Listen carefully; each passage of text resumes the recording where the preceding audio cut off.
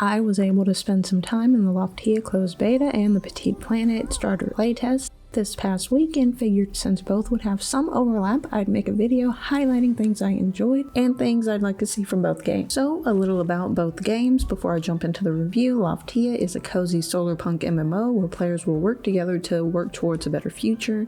Petit Planet, on the other hand, is a cozy life simulation game where you will nurture a planet and watch it grow.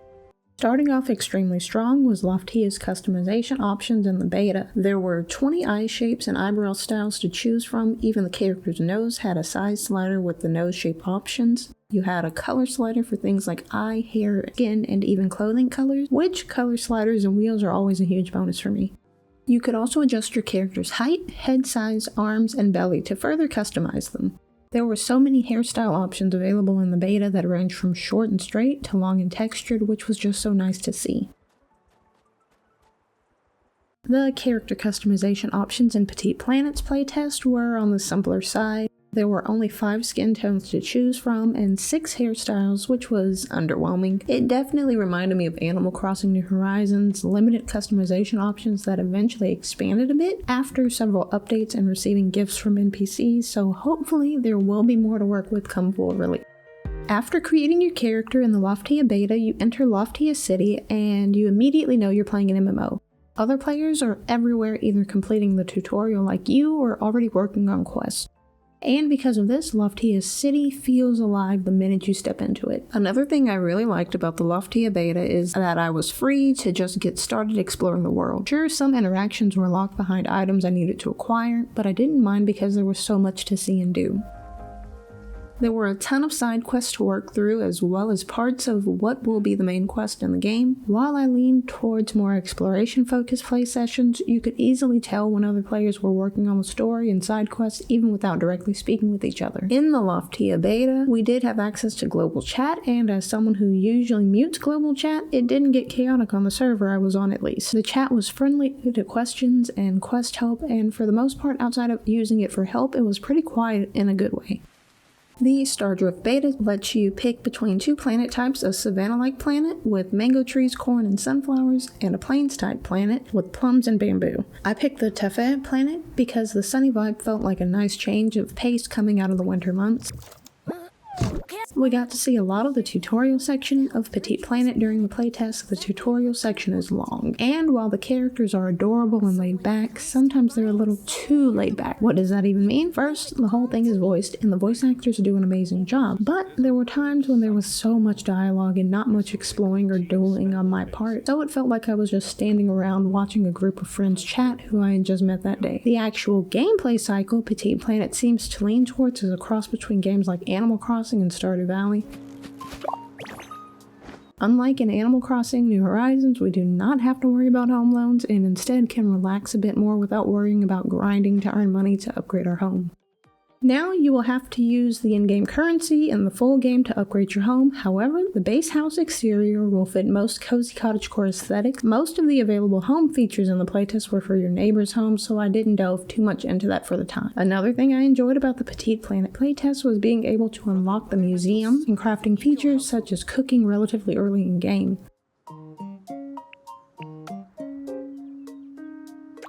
Being able to collect fish and bugs immediately storing some in the museum removes so much stress from a completionist standpoint. Cooking also becomes a great way to make money in-game to buy decor and other items, so having these available early in the game removes a lot of grind you run into in other games. As someone who loves a fishing minigame to the point of catching the legendary salmon in Red Dead Redemption 2 3 times, Loftia's fishing mechanics did frustrate me quite a bit during the beta. I ran into the issue I often had with fishing in Animal Crossing New Horizons, where it was difficult to get the bobber close to the fish outlines in certain areas. This got exasperated when after several minutes of setting up, I'd finally get something on the line only for it to be algae. Then, after repeating the setup process on a different spot and finally getting a fish on the line just to watch the bobber land on the line between a successful catch and a failed catch on the 4th little ring and pulling up even more algae. Fishing in the Petit Planet playtest was easy to get into. Setting up a catch does require, again, the same lining up that Animal Crossing did, which can take some time. However, if the bobber is close to the fish's shadow, they will swim towards it, so it cuts down on the recasting time. The actual fishing is a few simple clicks and you've caught a fish, with the exception of some harder to catch fish which require paying attention to line tension and actually reeling them in. In addition to fishing, when you unlock beaches on your planet, you will also be able to catch creatures such as crabs, clams, and other fish in intertidal zones. The inclusion of intertidal zones is something I really like to see because games often just lump all sea creatures into the ocean and call it a day. And from a science nerd standpoint, it's just fun to see the clear division of biomes with the use of intermediary zones, and not just a hard line in the ground like in 10,000 BC. Overall, both Loftia and Petit Planet have a similar message revolving around caring for the world around you. However, they both take on a different approach. Loftia is an MMO, and therefore there is a lot more consideration for multiplayer options. While Petit Planet seems to lean more towards the solo caretaker gameplay cycle with the option to go into specific multiplayer spaces to engage with other players. Resource gathering and crafting plays a huge part in both games, with currency earned from selling crafts giving you a way to purchase decor and clothing items to customize your character and personal spaces however you like. Both also have lovable NPCs to interact with and help with quests to fill time in between tasks.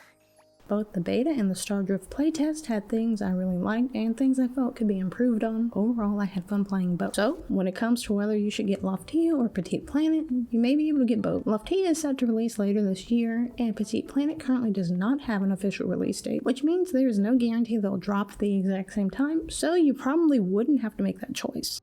However, if you do have to make a choice between the two, it comes down to optic. Both are extremely cozy, having crafting and letting you take care of the world around you.